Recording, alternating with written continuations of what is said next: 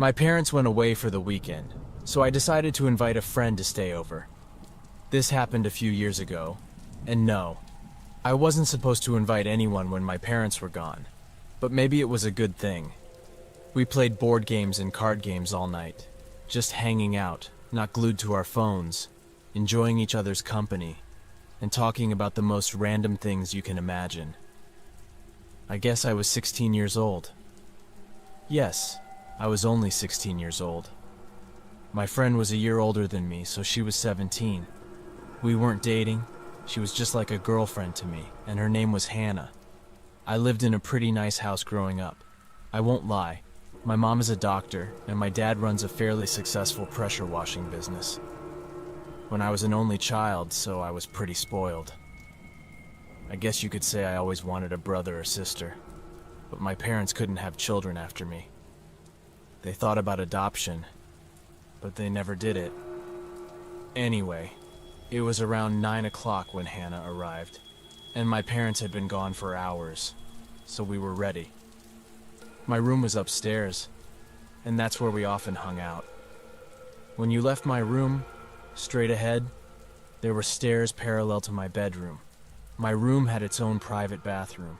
Across the hallway, there was a large window that showed the entire back part of my house. I remember when I was very young, I always felt scared walking around, especially at night when I was alone in the house.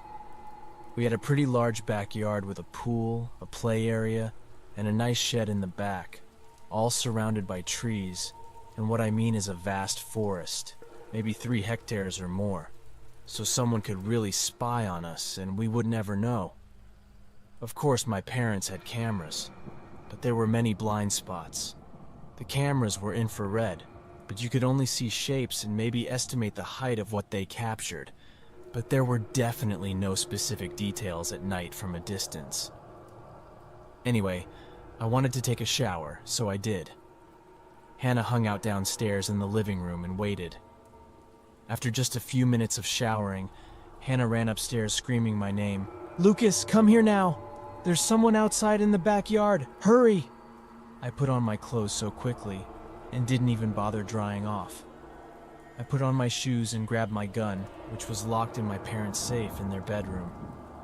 I closed all the curtains in the house and made sure all the windows on both doors were locked.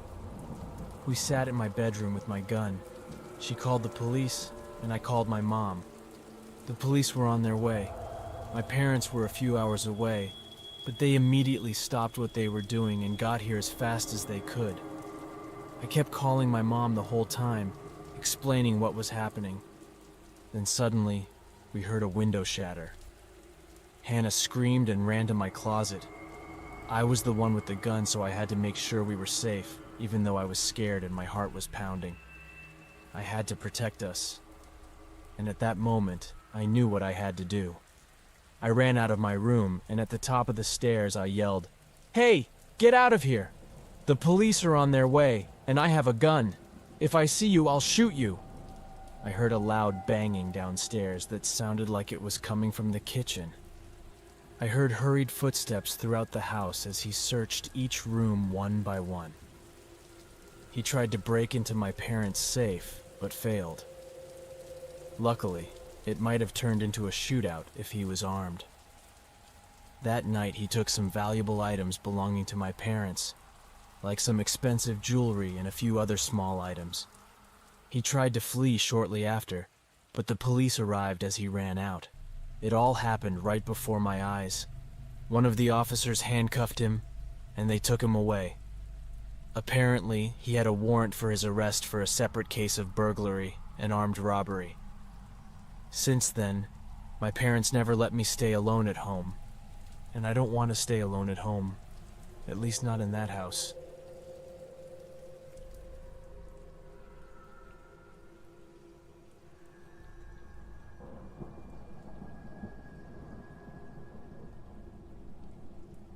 This happened like 10 years ago when I stayed over at Alex's house.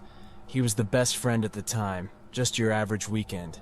You play with Nerf guns, eat pizza, drink Mountain Dew while playing Call of Duty and Halo on Xbox Live all night. You know, almost like every kid in 2012 did. It's more mysterious, like a story, and I'm sure most people I tell it to think it's just fiction or I'm crazy, but me and my friends know it's true. Since that night, I'm 100% convinced that such things exist as the paranormal, or whatever you want to call it, unless you know what I'm talking about.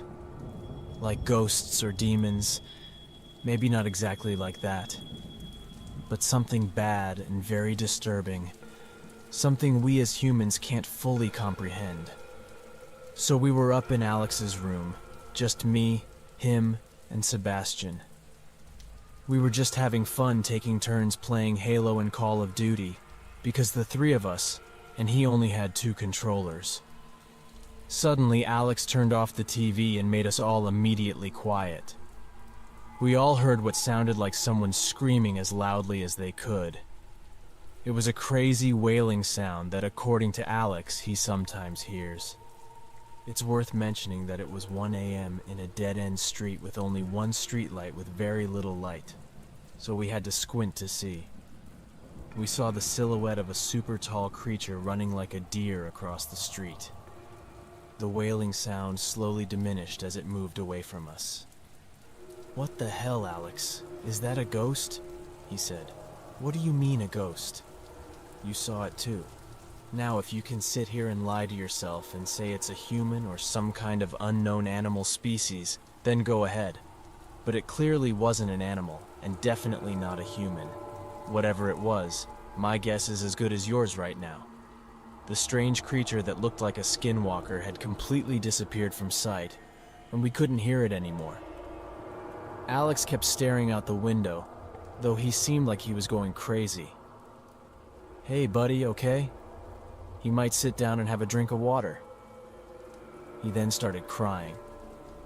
The emotions of all this overwhelmed him, and he couldn't control it. He had been experiencing disturbances apparently for years, and he didn't know what to do, and no one else saw it except us 3. He knew that his parents wouldn't believe him, and they'd think he was crazy. I think he was relieved that, after years, someone else actually saw what he was talking about.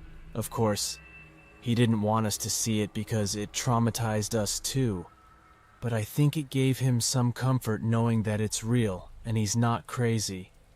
But maybe even more uncomfortable knowing that it's real is truly terrifying.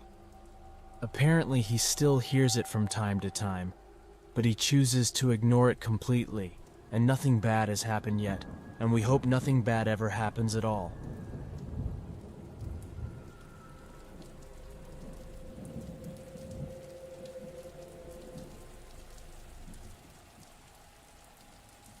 It was the summer of 2014, and I was 15 years old.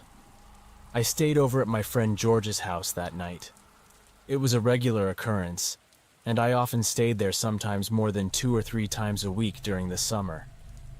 After all, he was my best friend, and we were still kids, so it was really normal. George and his parents had a lot of property behind their house, maybe about 7 to 8 hectares, maybe more. Honestly, they had a big shed, a cornfield, and some really cool trails in the woods that we usually visited. We'd ride our trail bikes and 4-wheelers. I felt like a bad friend for this, but I didn't even know it was his birthday when I arrived there. After people started showing up, more friends and family, I realized he told me that today was his birthday a few weeks ago. Oh man, I thought, I didn't get him a gift. I immediately apologized to him, and he took it very well. In fact, he told me that he didn't want a birthday gift from his friends this year. He didn't expect anything because of how good his parents had spoiled him this year, which made me feel better, but I still felt guilty. We did all the usual stuff you do for a 15-year-old's birthday party. We had cake, presents, and we kids spent time playing outside with the new airsoft guns he got for his birthday. He already had quite a collection, so we all had our own to play with. I won't go into too much detail, but we decided we wanted to make teams. It was me, George, and another team consisting of Evan, Scott, John, and Kyle. They had more people, but we had better guns. The essence of the game was to shoot them before they shot us, so we all ran around the trails in panic trying to take down the other team before they caught us. After a few games and leaping around for 2 hours or so, it was around 6:30, so the sun was starting to set. George and I agreed that we should all go back inside and play some video games before everyone had to leave, because everyone wanted to keep playing with the airsoft guns outside even though it was getting late. It was George's birthday, so he was nice enough to let everyone choose what we should do. It was clear that we'd play outside longer according to the sound of it, so that's what we did.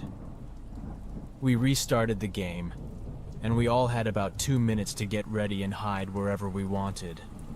George shouted, 3, 2, 1, go! This time George and I were alone.